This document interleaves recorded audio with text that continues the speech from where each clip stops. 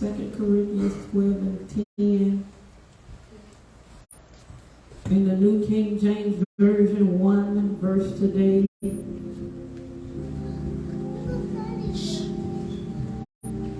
When you have it, let it be known by saying amen. Go on your live and share on your live while we have a moment for that.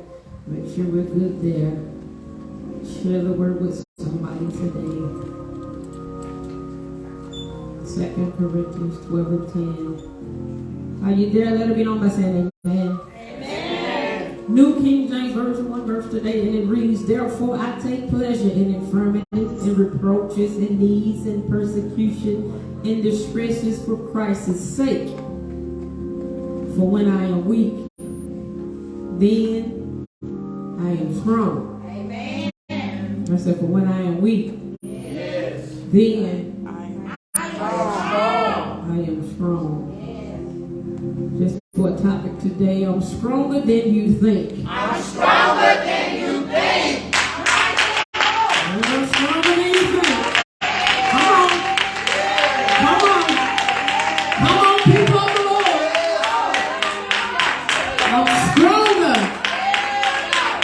than you think. Come on, talk to me in here.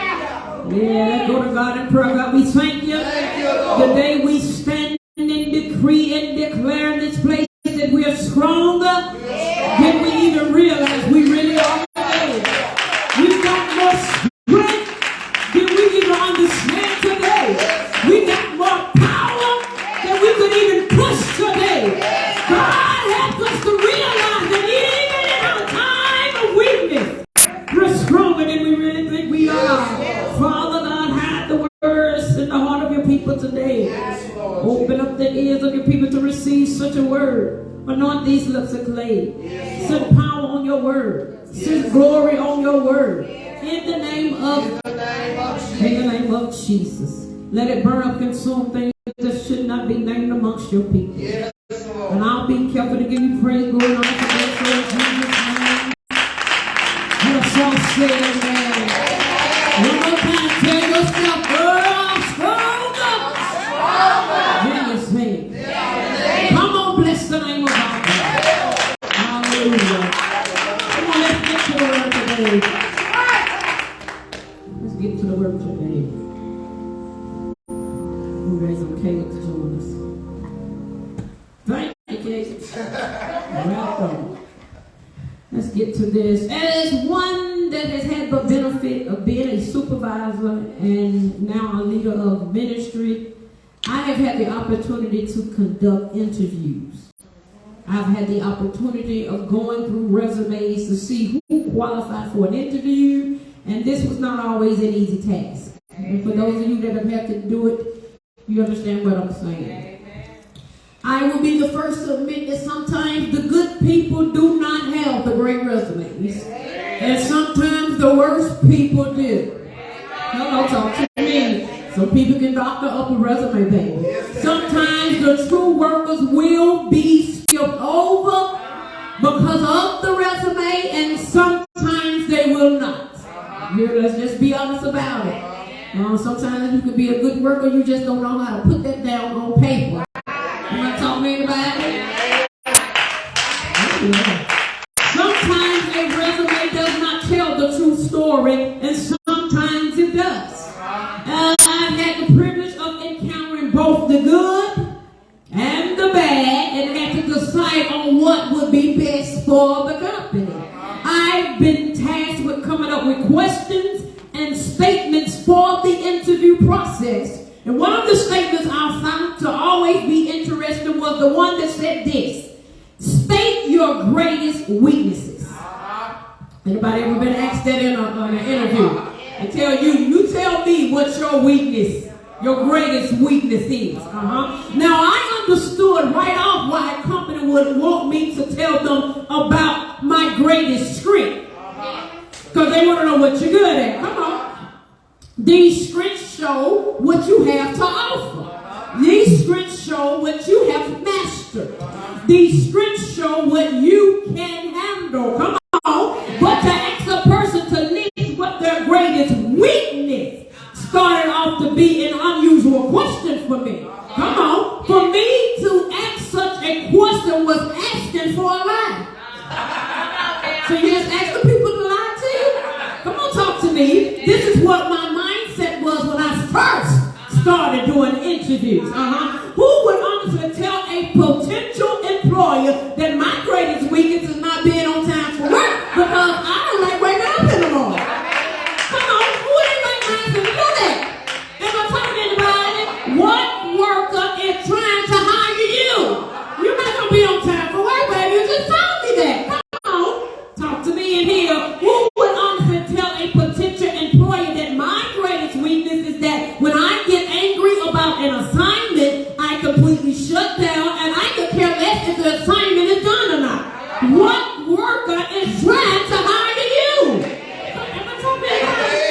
Or what about one that would honestly say that my greatest weakness is starting confusion between the employees because I just love the vision? What worker is trying to hire you? Am I talking to anybody here? Come on, think about it. After having to conduct interviews myself and having a ministry myself, I understand that answering such a question is to help determine who I am dealing with. Come on.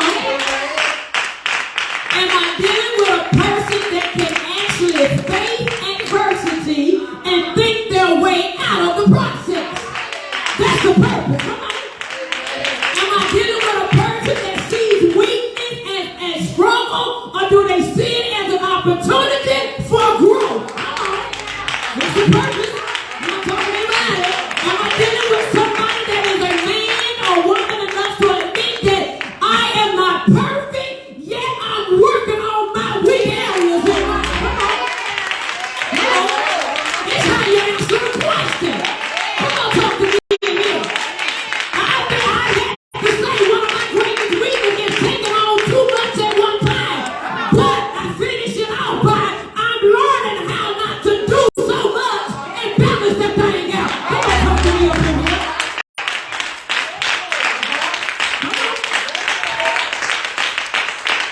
The reason for asking the question of your weakness is determined that even in your weakness, can you still be strong? Come on. I'm going to say it again. I said the reason for the question of what is your weakness is to help determine that in your weakness, can you still be strong? Come on, put your hands together right there.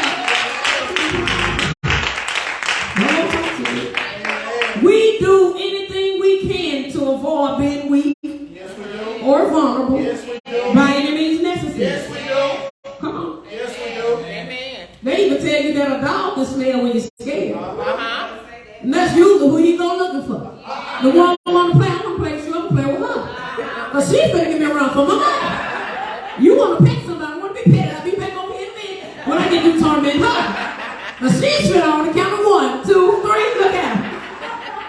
Talk about me. Come on, talk to me. All these people in here, he going to sniff out the one that's scared to death.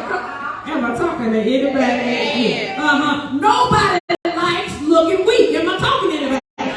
Nobody likes the feeling of being out of control. Am I talking to anybody here? Nobody likes that feeling. But we fail to realize that you will never know how strong you are until you face adversity. That's when you're going to find out. Come on, talk to me up in here. You can talk straight all day long until you get down and out. You're not going to know how strong you are. Till you can figure out where to go. You're not going to know how strong you are. Till you can figure out how to get out your valley low. You're not going to know how strong you are. Till somebody you have to face adversity. To find out where your strength is. You're looking at somebody strong because I've been there. I've done that. Come on. You're looking at somebody else, baby, I've been there. I've done that. Come on, put your hands together. Press your name on the Lord. Hallelujah. You will never know how strong you are until you can't figure out which way to go. You will never know how strong you are until you are completely lost and blind. It is then and only then that you realize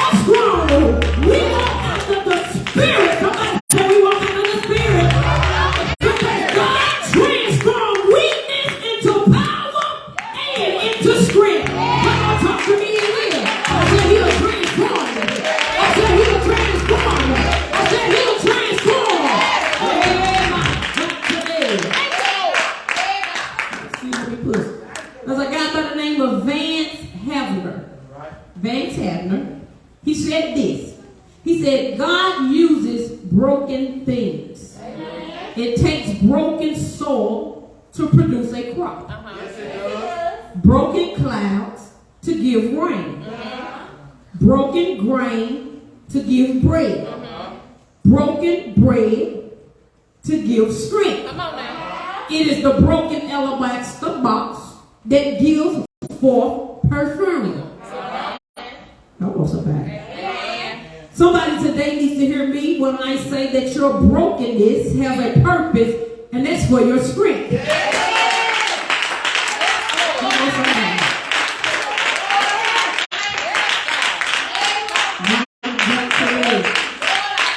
See, your brokenness is not for embarrassment. It's not for shame.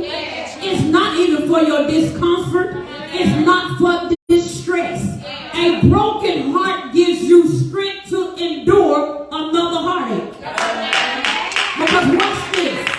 The next one, if there be a next one, it ain't going to go down in the manner that it went the first time.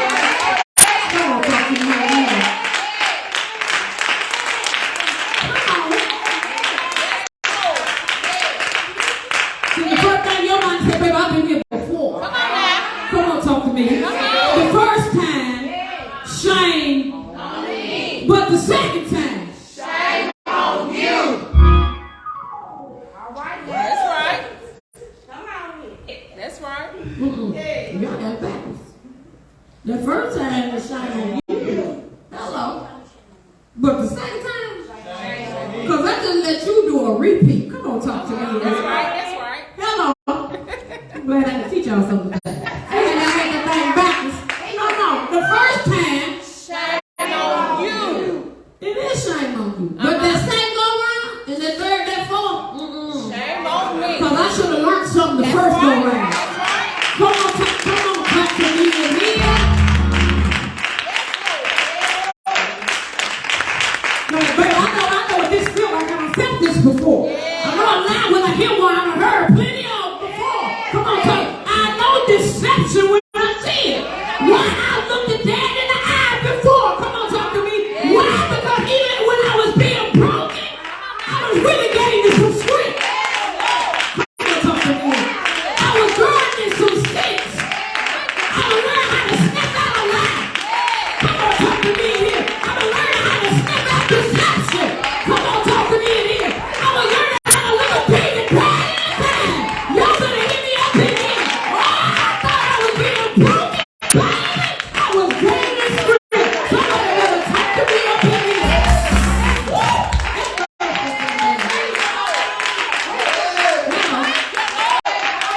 You become a professional once you don't get broken, baby. Am I talking to anybody in here? Let me keep pushing. See, what you have to realize that brokenness produces things.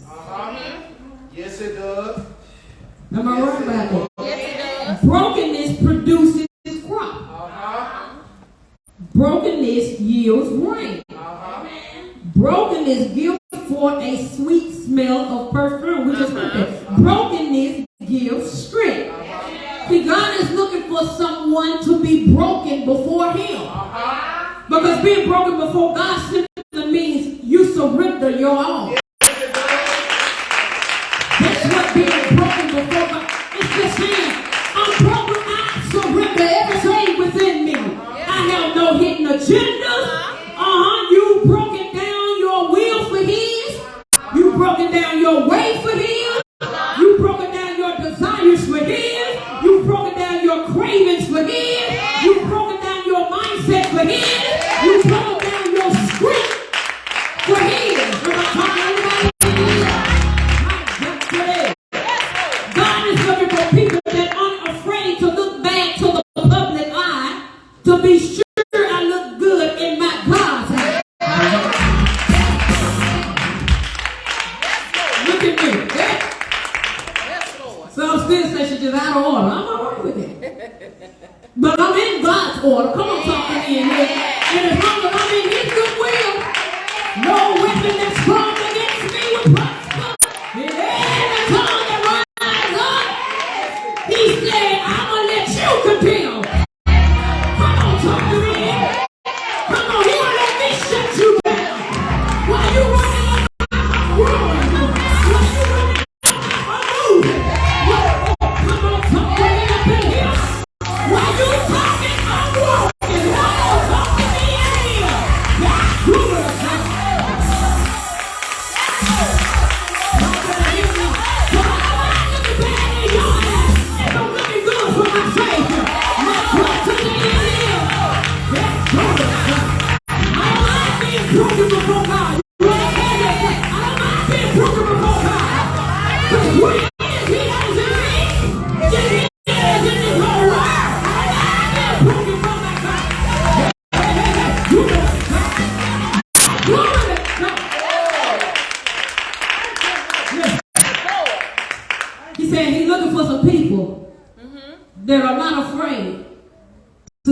separate themselves.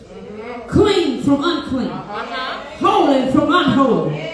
God is looking for people that aren't afraid of what man can do in this world. This is why you can't go by what you feel. You must go by your faith. Come on. Because the spirit of fear and faith cannot work together. I said the spirit of fear and faith cannot work together. I'm not talking to anybody in here. See, I'm all right with saying that I'm weak because I know I'm really strong. I'm strong enough, watch this, I'm strong enough to admit that I'm weak without God. I ain't messing with you. I'm strong enough to admit that I can do nothing without his guidance. I'm strong enough to admit that if God don't fix it, if he does not fix it, it can't be fixed. I'm strong enough to admit that the greatest thing about me is the fact that I have salvation. I'm strong enough to admit that even in difficulty, I know God will never leave me, nor will he forsake me. I'm strong enough to admit that I have no power without the power of the Holy Ghost. I'm strong enough to admit that I have no strength without the strength that comes from my God. I'm strong enough to admit that I have nothing to depend on but God and his word. And this is where I get my strength from. You tell somebody I'm nothing without the Lord. I'm nothing without my Lord. I'm nothing without my Lord. Bless the name of our Savior. I'm nothing without him. I'm nothing without him. I'm nothing without him. 1 Corinthians 1:27 through 29. This is what it says. 1 Corinthians 1:27 through 29. It says, but God has chosen the foolish things of the world to put to shame the wise. That's what he do. That's the kind of stuff he do right there. He don't look for wise people, the ones that think they wise. He's going to take the foolish stuff. The stuff they say, this is foolish. Come on. Remember he said, I'm going to tear it down and I'm going to build it back up. And they want to know, what you going to tear it down for? That don't make no sense. That's foolish. Come on. He said, but I take the foolish things of the world. And I put to shame what you think is so wise. And God said, God has chosen the weak things of the world to put to shame the things which are so mighty. I take the weak stuff. I put to shame what you think is so high mighty. And he said, in the base things of the world and the things which are despised, God has chosen. Amen. The base things of the world and the things which are despised, God has chosen. Amen. And the things which are not, to bring to nothing the things that are. I'm going to bring the things that are not. I'm going to take what you got. They ain't nothing. Come on, talk to me. Amen. That no flesh should glory in his presence. He said, I'm going to turn it all around so that I'm going to make sure you don't get no glory out of yourself. With your mind and stuff, I'm going to make sure you don't get no glory. God will put to shame everybody that thinks they are a little stronger than he is. Yes, he does. The word said that God has chosen the foolish things to put the wise to shame. The very thing that the word deems as foolish, God said, I'll use that to put what you think is so wise to shame, because I'll show the world that nobody is stronger than I am. Oh, come on, talk to me. He said, I'll take the base things, this is the dishonorable things, and the things that are despised, and I'll bring it to absolutely. I'll bring what you think is so strong, I'll bring it to absolutely nothing, and I'll make something out of what you think is just so dishonorable. And I'm doing it to show men that at the end of the day, God's going to get glory in his own presence. Because all glory belongs to the Lord. Come on. Anybody know all glory belongs to our Lord?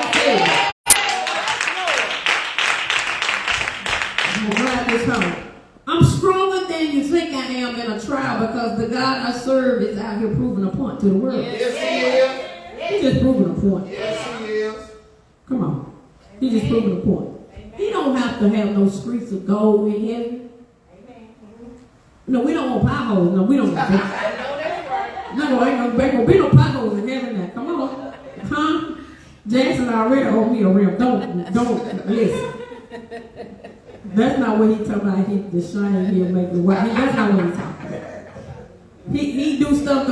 Listen, we serve a God that does stuff. He'll prove a point. Hello, talk to me.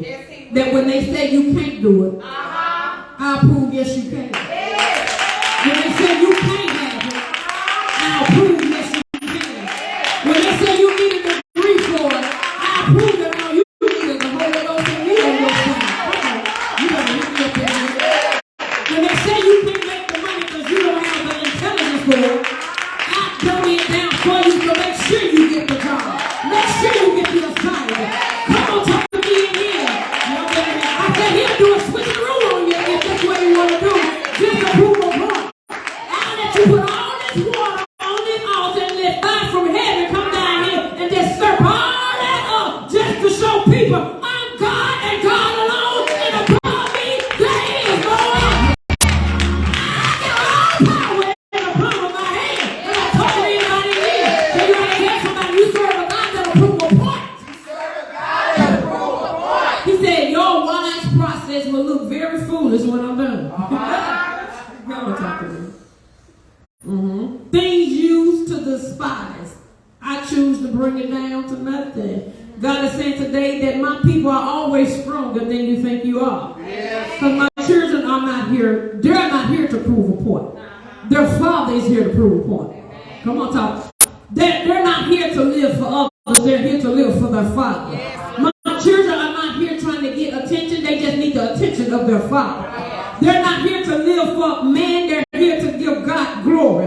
My children are not here for selfish ambition. They are here to live for their Father. Therefore,